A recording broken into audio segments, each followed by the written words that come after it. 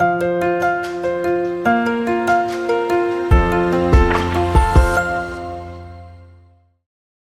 Students, कैसे हैं आप। बारिश का मौसम हो रहा है, तो हमने अपना लास्ट वीडियो में देखा था सेलों का संयोजन, सेल के बारे में और डिस्क्रिप्शन जो भी था।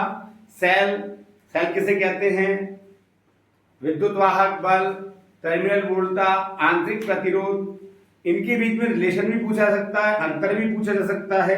और लास्ट में हमने कहा था सेलों का संयोजन, जो हमने दो प्रकार के बताए थे। और हम ये कहते हैं कि जब आंतरिक प्रतिरोध कम होगा तो श्रेणी क्रम संयोजन बेनिफिशियल होगा, और समांतर क्रम संयोजन होगा तो आंतरिक प्रतिरोध का मान ज्यादा होने पर ही समांतर क्रम संयोजन सक्सेस होता है। आज एक नए इंपॉर्टेंट टॉपिक के साथ आपसे फिर मिल रहे हैं अपन, किरचॉफ का नियम, वेरी इंपॉर्टेंट टॉपिक।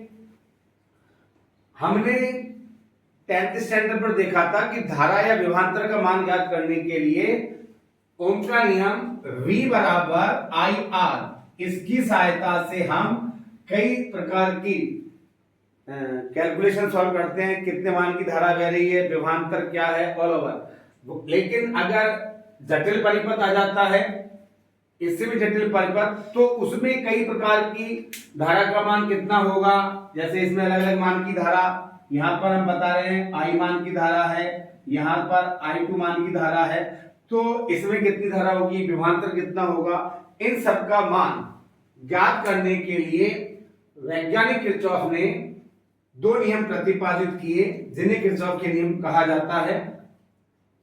यहां पर एक चीज हम देखेंगे, जो एक पूरी लाइन है जिसमें आप देख रहे हैं करंट B2A, ये पूरी कहलाती है शाखा।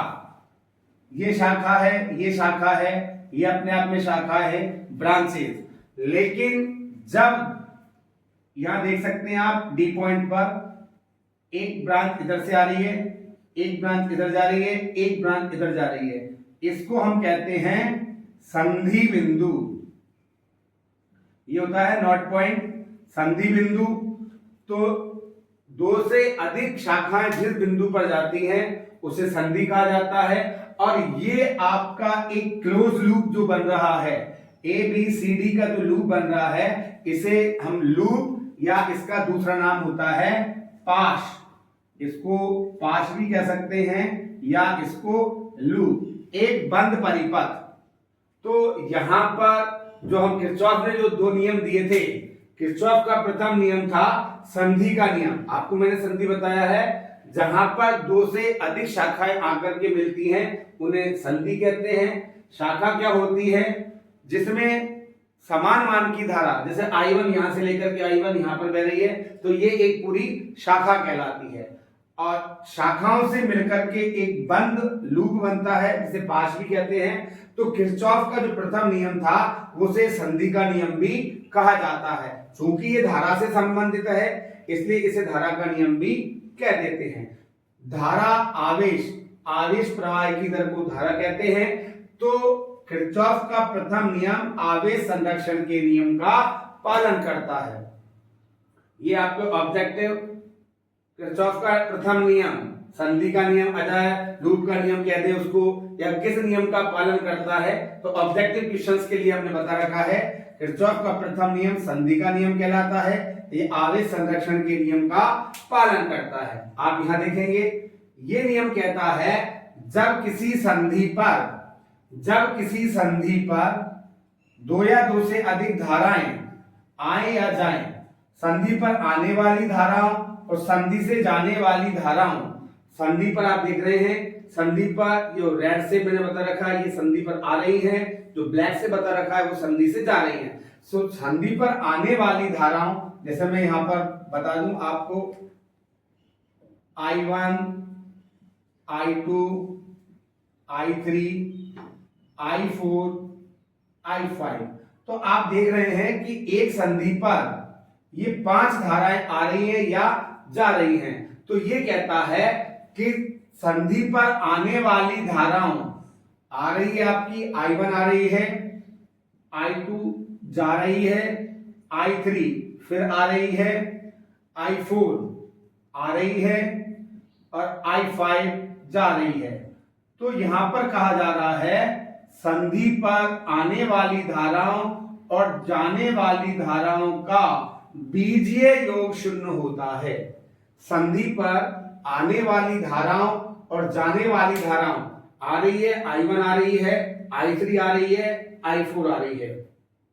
I1, I3 sorry I4, I1, I3, I4 ये आ रही हैं और I2 और I5 जा रही हैं। तो संधि पर आने वाली और जाने वाली धाराओं का बीजीय योग, जो बीजीय शब्द काम में आता है, बीजीय, बीजीय हम कहते हैं चिन्ह सहित, चिन्ह सहित जिनको जोड़ा जाता है वो, तो I1 positive, I3 positive, I4 positive और जाने वाली I2 और I5 नेगेटिव। तो चिन्ह परिपाटी कहती है संधि पर आने वाली धारा धनात्मक और जाने वाली धारा ऋणात्मक होती है। I1 आपकी इनकमिंग है, I3 आपकी इनकमिंग है, I5 आपकी इनकमिंग है। I3, I1, I3, I4 ये तीनों आ रही हैं और I2 आउट और ये भी आउट। तो I1, I3, I4 को पॉजिटिव माना गया है और I2 और I5 को नेगेटिव माना गया है। या तो संधि पर आने वाली और जाने वाली धाराओं का बीजीय योग शून्य होता है, या मैं कह सकता हूं आने वाली धारा I1, I3 और I4 जो आ रही हैं इनका योग, ना कि बीजीय योग का योग जाने वाली धाराओं के योग के बराबर होता है। आने वाली धाराओं का योग जाने वाली धाराओं के योग के बराबर होता है। तो हम दोनों तरीके से अपना स्टेटमेंट दे सकते हैं। संधि पर आने वाली धाराओं का बीजीय योग शून्य होता है। बीजीय को मैंने बताया चिन्ह सहित, चिन्ह की निर्धारण कैसे करेंगे, तो संधि का चिन्ह परिपाटी क्या है, आने वाली धाराएं पॉजिटिव होंगी, जाने वाली धाराएं नेगेटिव होंगी।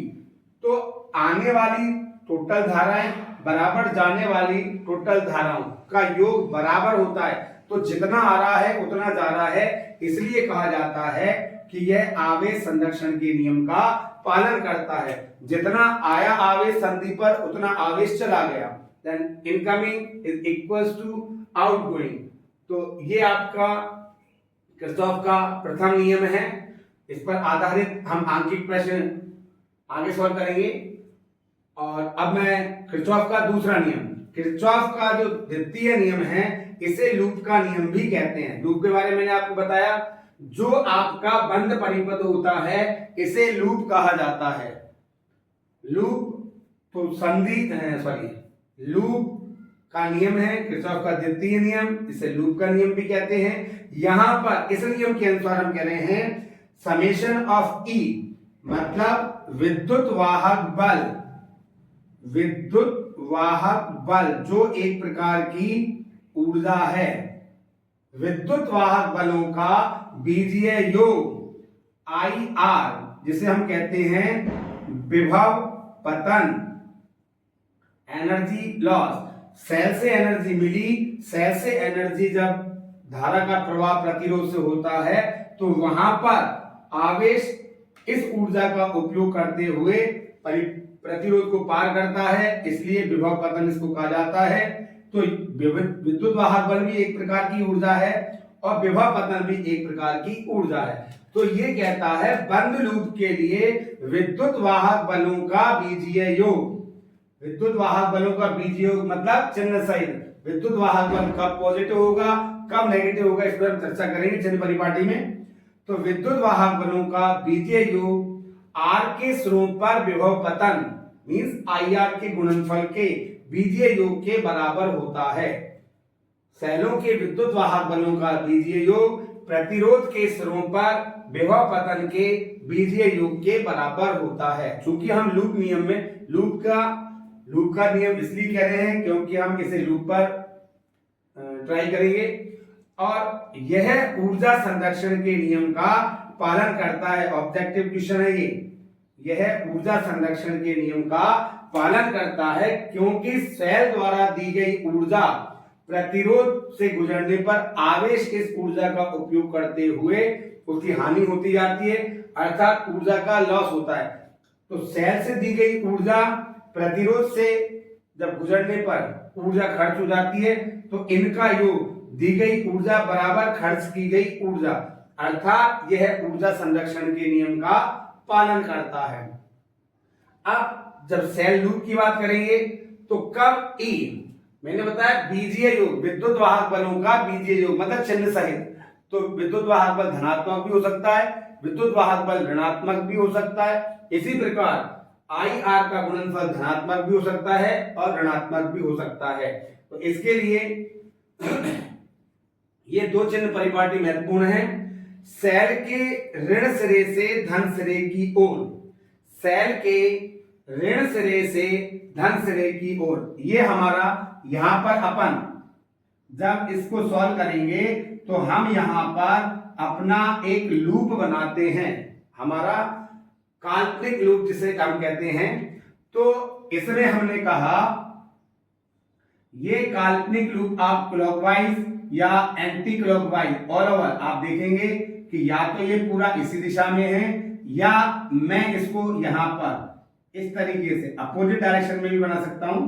ये कैसे, दोनों सेम भी बना सकते हो, दोनों अलग अलग भी बना सकते हो।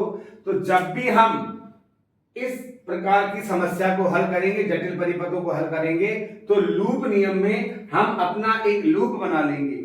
इस लूप में हम देखेंगे कि कौन विद्युत वाहक बल धनात्मक है और कौन सा विद्युत वाहक बल ऋणात्मक है, या आई आर का प्रोडक्ट कब पॉजिटिव होगा कब नेगेटिव होगा। तो हम देखते हैं सेल के ऋण सिरे से, सेल के ऋण सिरे से धन सिरे की ओर, आपको जो सर्किट में करंट दी गई है इनसे आपको कोई लेना देना नहीं है, इनको आप अपने हिसाब से चेंज नहीं करेंगे, आप केवल अपना लूप डिसाइड करेंगे।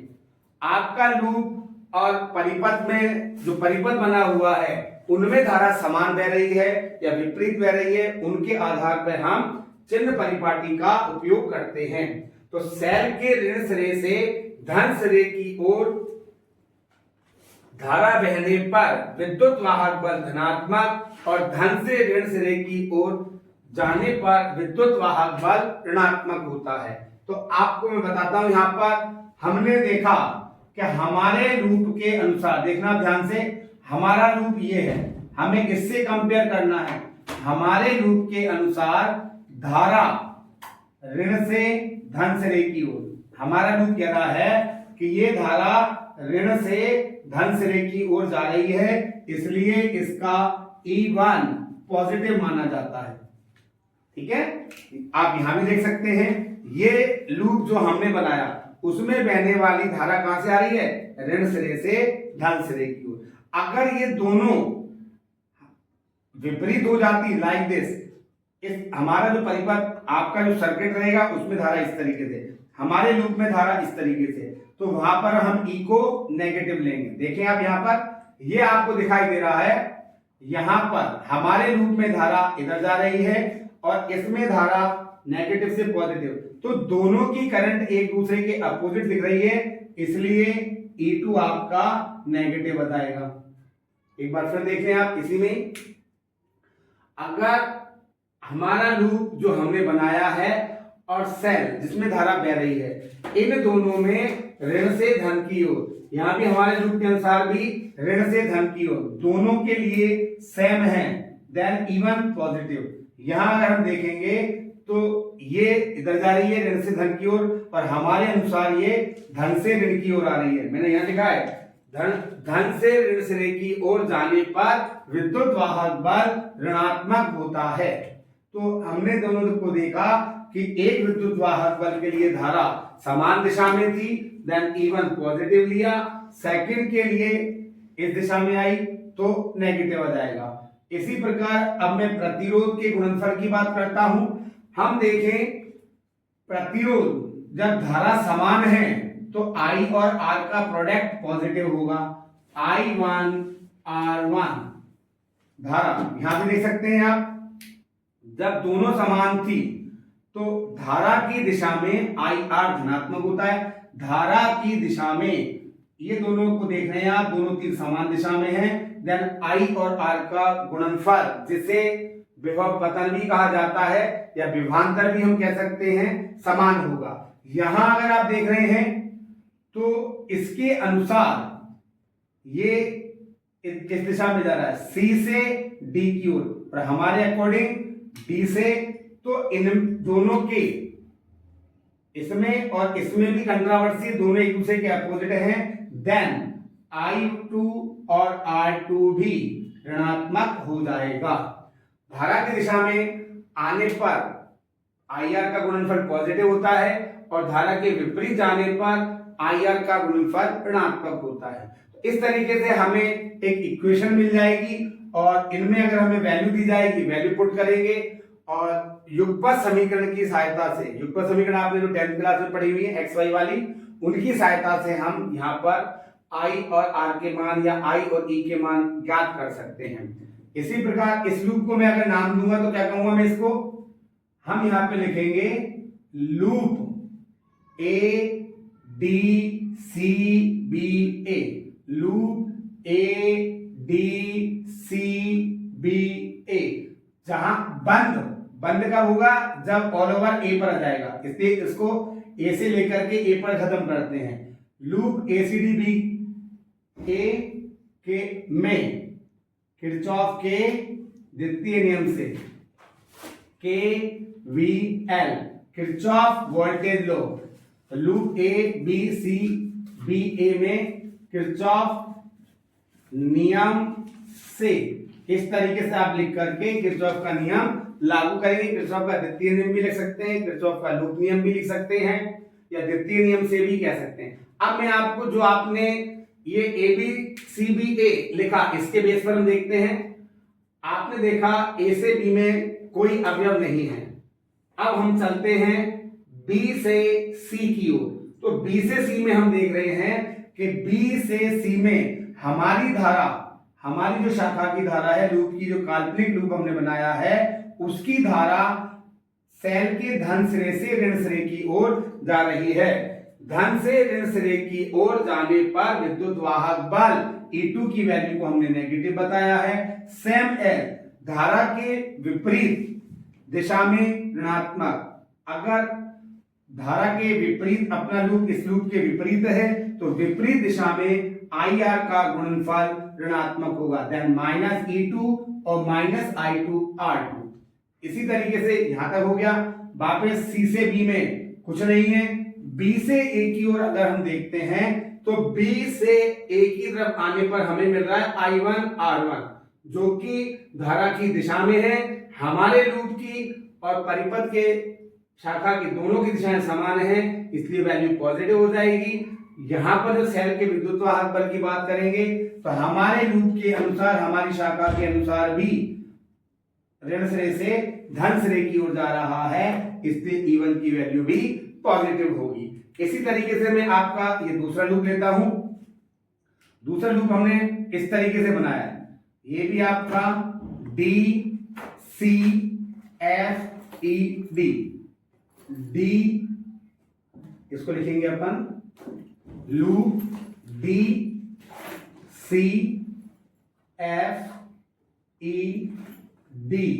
में वही किरचॉफ के द्वितीय नियम से, द्वितीय नियम की हम बात कर रहे हैं, सेकंड लॉ, जिसे KVL लॉ भी कहते हैं। तो आप देखें, आप जब आप D से E में आए, सॉरी ये है DCFED।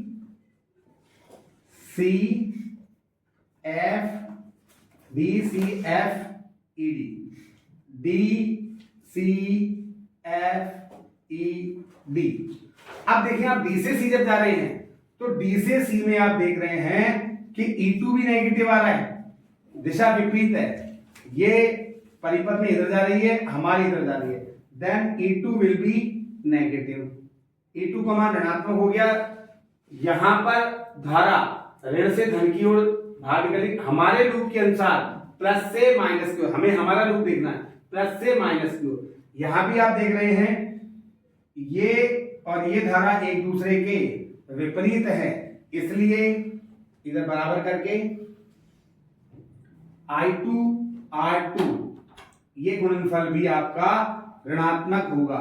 अब आप आए इस दिशा में, तो यहां आप देख रहे हैं इसमें भी धारा इसके विपरीत जा रही है, धारा यहां पर विपरीत जा रही है और यहां से मैं देख रहा हूं यहां दोनों से धारा आ रही है, तो ये संधि, तो संधि पर धारा का मान I1 प्लस I2, इधर से I1 धारा आ रही है, इधर से I2 धारा आ रही है, तो आने वाली धाराएं, ये धारा I1 आ रही है, ये I2 धारा भी आ रही है, D पॉइंट एक संधि बिंदु हुआ और I1 प्लस I2, इस D पॉइंट पर संधि कितनी धारा कितनी आ रही है I1 I2, और ये धारा प्रतिरोध R3 में से गुजर रही है, लेकिन दोनों की दिशा विपरीत है, इसलिए मैं इसको लिख सकता हूं I2 R2 minus I1 plus I2 R3,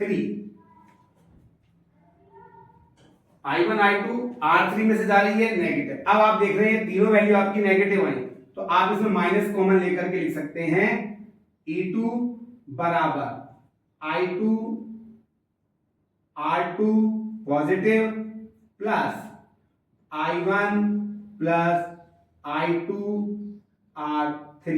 इस प्रकार आपके पास एक समीकरण ये हो जाएगी और एक समीकरण ये हो जाती है। दो वेरिएबल हैं आपके पास I1 और I2, दो आपके पास समीकरण हैं, तो उपरोक्त समीकरणों में अगर हमें दे दिया जाए यहां पर मान कि ये आपका सपोज दैट 10 वोल्ट है, 5 एम्पियर की धारा बह रही है और प्रतिरोध मान लेते हैं 4 ओम, इसी तरीके से E2 5 वोल्ट, R2 6 ओम, 10 ओम, इस तरीके से इनमें जब हम वैल्यू पुट करेंगे तो हमारे पास ये दोनों समीकरणें, देखें आप इसमें आपको देख सकते हैं अपन, अगर हमारे पास ये इक्वेशन आ जाता है तो हमारे पास रिजल्ट क्या बनेगा E1 कितना है आपके पास, E1 दिया हुआ है आपको 10 माइनस E2 का मान दिया है 5, I1 का मान दिया हुआ है 5, R1 का मान दिया हुआ है 4 माइनस I2 की वैल्यू 5 और I2 की वैल्यू फाइंड करनी, चलो सपोज दैट I1 को भी हटा दो, I1 भी आपको फाइंड करना है, तो 4 I1 माइनस I2 फाइंड करना है 6 I2। एक तो ये समीकरण बन जाएगी आपके पास, क्या बन गई समीकरण हमारे पास, अगर हम यहां से देखें तो 5 बराबर 4 I1 माइनस 6 I2, ये 5 10 में 5 के तो 5, 4 I1 माइनस 6 I2। इसी तरीके से अगर हम दूसरी समीकरण बनाना चाहें तो दूसरी समीकरण में E2 का मान कितना मिला आपको, E2 इसने दिया हुआ है आपको 5, E2 के स्थान पर 5 बराबर E2 और R2 देखें, R2 हमें दिया है 6 I2 10, R3 की वैल्यू 10 और I1 प्लस I2। इस प्रकार हमें ये दो समीकरण मिल जाती हैं।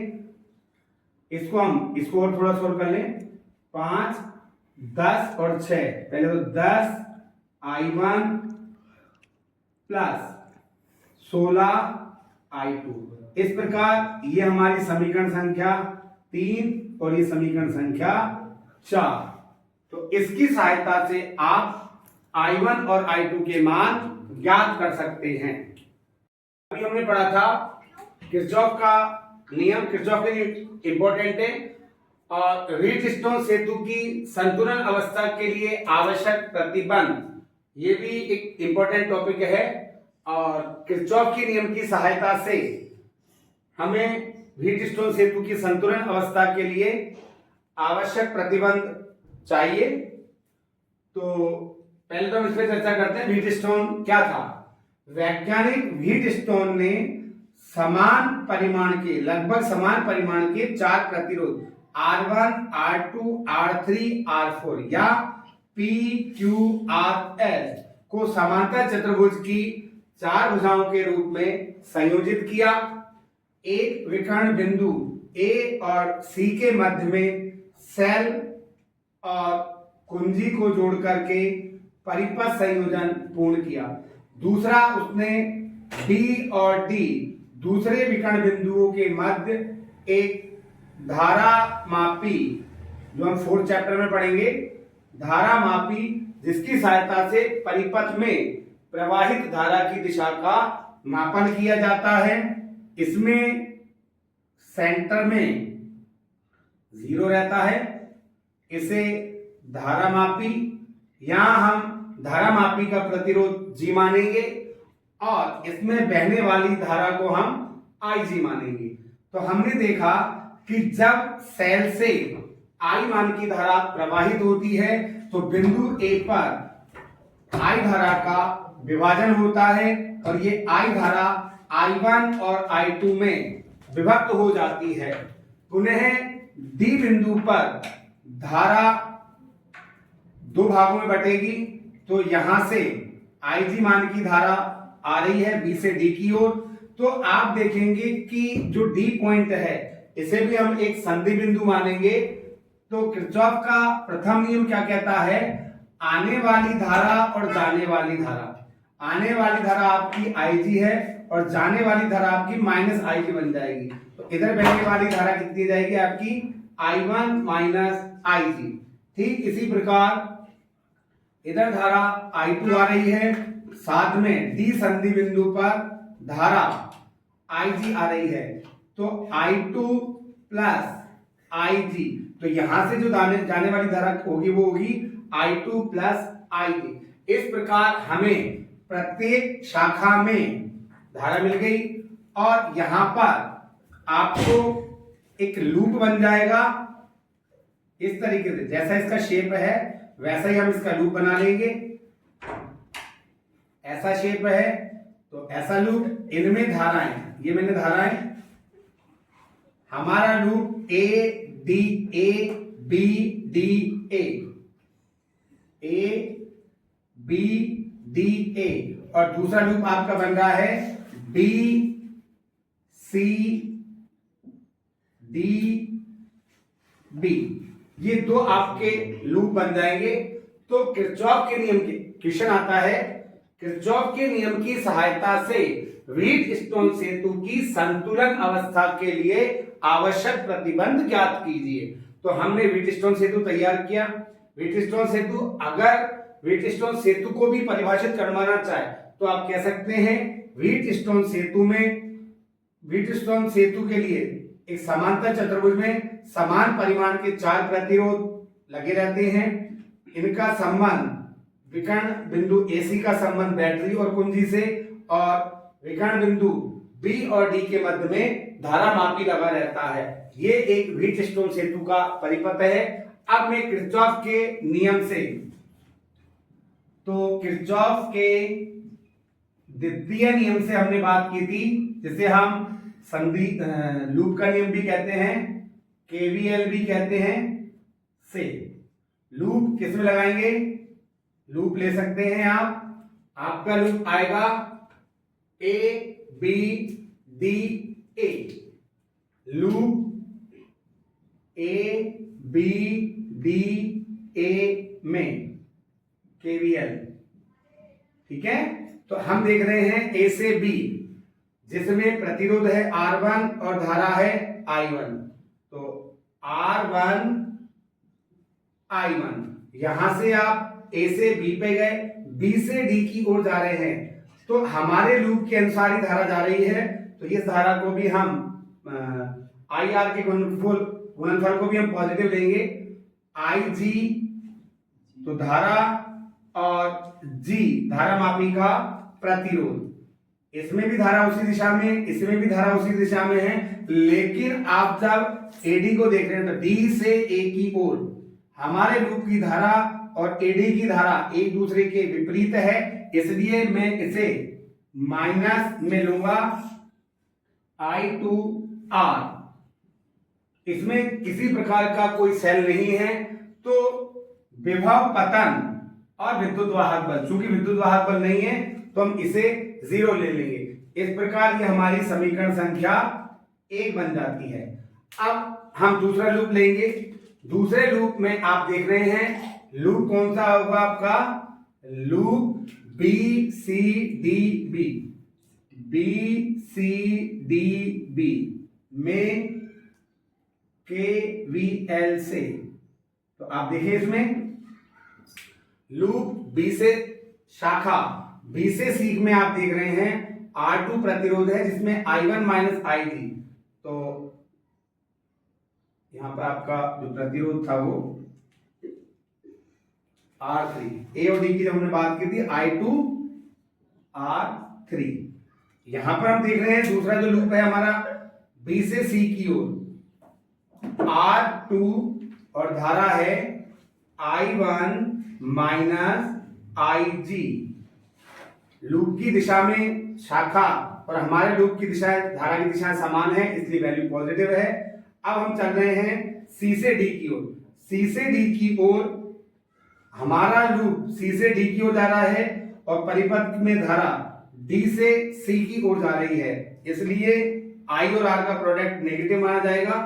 तो R4 ले लेते हैं, R4 और बह रही है धारा I2 प्लस IG। इसी तरीके से हम D से B की ओर, D से B की ओर, तो D से B की ओर जाने पर हमारे लूप के अनुसार धारा B से D की तरफ जा रही है और परिपथ में धारा B से D की ओर आ रही है, तो ये दोनों भी एक दूसरे के विपरीत हैं, इसलिए IG और G का गुणनफल नेगेटिव होगा। लूप में किसी प्रकार का कोई सेल नहीं है, इसलिए विद्युत वाहक बल की जगह पर हम 0 मान लेंगे। इस प्रकार ये हमारी समीकरण संख्या 2 हो जाती है। अब यहां पर उसने कहा है संतुलन अवस्था। संतुलन अवस्था से तात्पर्य होता है BD में से कोई धारा का चालन नहीं होना चाहिए। तो आप यहां पर लिखेंगे संतुलन अवस्था के लिए, संतुलन अवस्था के लिए IG बराबर 0। धारा मापी से कोई धारा नहीं बहनी चाहिए, देन IG इक्वल्स टू 0। तो मैं समीकरण 1 को दोबारा देखूं, समीकरण 1 से क्या बनेगा आपका, R1 I1 प्लस IG की जगह पर मैं 0 पुट करूंगा, G को 0 को G से गुणा करेंगे 0 minus I2 R3, equation number 3 देंगे। इसी प्रकार आप समीकरण 2 को देखें, समीकरण 2 से आपको क्या मिल रहा है, R2 और I1 माइनस IG के स्थान पर 0 minus R4 I2 plus IG के स्थान पर पुनः 0 माइनस IGG 0 इंटू G। ठीक है, तो यहां पर हम इसको थोड़ा और एक्सप्लेन कर लेते हैं। तो हमारे पास बन जाएगा R2 I1 minus R4 I2 equals to 0, ये इक्वेशन बनेगी। R2 I1 minus R4 I2 बराबर 0। तो पक्षांतरण कर दूं, I2 I1 बराबर R4 I2, इसको मैं समीकरण संख्या 4 दे सकता हूं। और यहां भी मैं इसको थोड़ा सा और संशोधित करके लिख सकता हूं। इसको समीकरण जो 3 है 0 के बराबर, यहां मैं इसको लिख रहा हूं R1 I1 बराबर I2 R3, समीकरण संख्या 3। यहां भी हमने देखा R1 I1 0 है, ये माइनस में इसको हमने पक्षांतर कर दिया, तो समीकरण 3 हमारी बन जाएगी R1 I1 बराबर I2 R3। समीकरण 3 बटे समीकरण 4 अगर हम करें तो क्या मिल रहा है हमें, R1 I1 बटे में I1 R2 और इधर बराबर I2 R3 और यहां मिलेगा I2 R4। तो आप देख रहे हैं I1 से I1 कैंसिल, I2 से I2 कैंसिल, तो रिजल्ट आ गया हमारे पास R1 अपॉन R2 बराबर R3 अपॉन R4, जो व्हीटस्टोन सेतु की संतुलन अवस्था के लिए आवश्यक प्रतिबंध है। आवश्यक प्रतिबंध। अब इसकी सहायता से हम क्या कर सकते हैं, इसकी सहायता से हम R4 की वैल्यू, R4 अज्ञात भुजा मानी जाती है, तो अज्ञात प्रतिरोध R4 का मान भी हम निकाल सकते हैं। अज्ञात प्रतिरोध R4 बराबर R2 into R3 upon R1। अगर आपसे केवल पूछा जाता है कि संतुलन अवस्था के लिए आवश्यक प्रतिबंध ज्ञात कीजिए, तो आप कहेंगे अनुपाती भुजाओं में लगे, ये दोनों को हम अनुपाती भुजा मानते हैं, ये वाली आपकी, इसे प्रतिरोध भुजा कहते हैं, ये दोनों आपकी अनुपाती भुजाएं,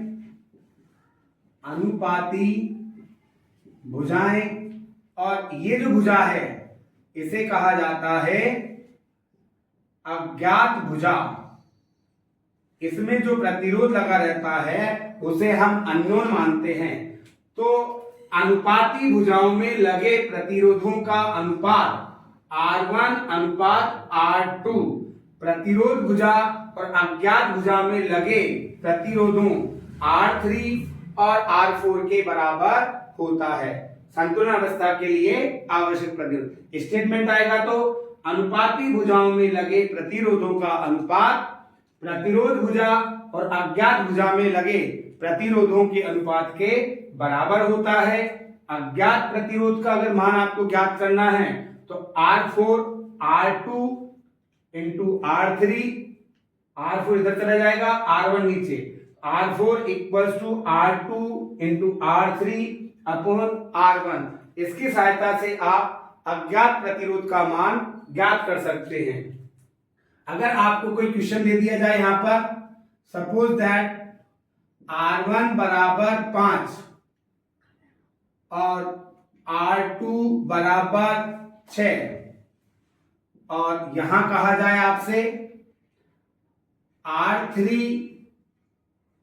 बराबर 10 और R4 का मान आपसे पूछ लिया जाए, ऑब्जेक्टिव क्वेश्चन है 2022 में आया था, तो R4 का मान क्या होगा, तो तो आप देख रहे हैं संतुलन अवस्था में है, तो 5/6 R4 अगर हम डायरेक्ट निकालना चाहें यहां से, तो R4 बराबर क्या था हमारा, R2 into R3 upon R1 5, result बराबर 12 ओम।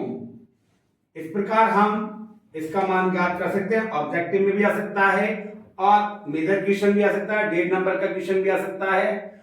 ऐसी और वीडियो को देखने के लिए आप चैनल को सब्सक्राइब करें, वीडियो को लाइक करें। Thank you.